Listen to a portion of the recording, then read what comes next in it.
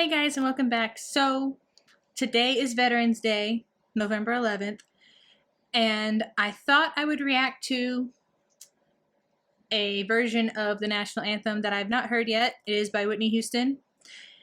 It is also from 1991, I believe, but it is not from the Super Bowl. The Super Bowl national anthem is my favorite ever. This is the hill I will die on. No one will ever outsing Whitney Houston with that song ever. I've heard people try to sing her version like at the Super Bowl or other sporting events, and sometimes they do okay. They do some of the riffs and things, but no one will ever sing the Star-Spangled Banner the way Whitney Houston did at the Super Bowl in 1991 at the height of the Gulf War, which I think is why so many people get all emotional with that particular version, because we were going through so much as a country and as a world, really.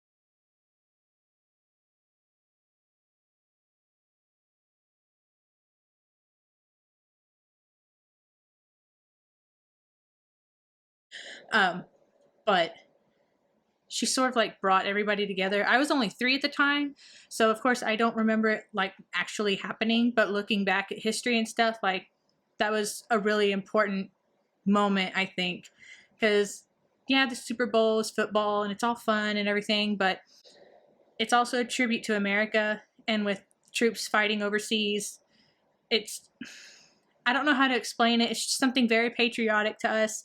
So I think that's why it was so important, and why so many people get all emotional when they hear her sing at that particular sporting event and they hear it replayed, because it came out, because she sang it at such a pivotal time for us as a country.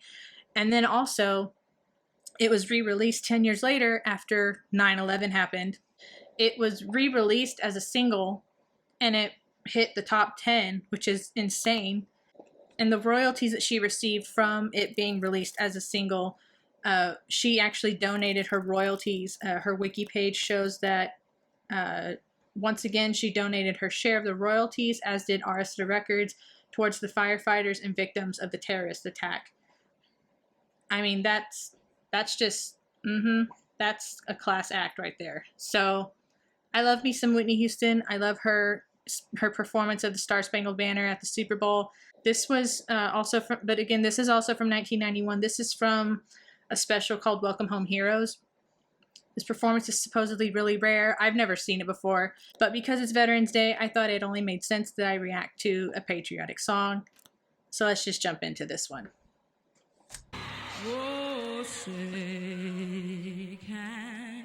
Ooh, a cappella for real?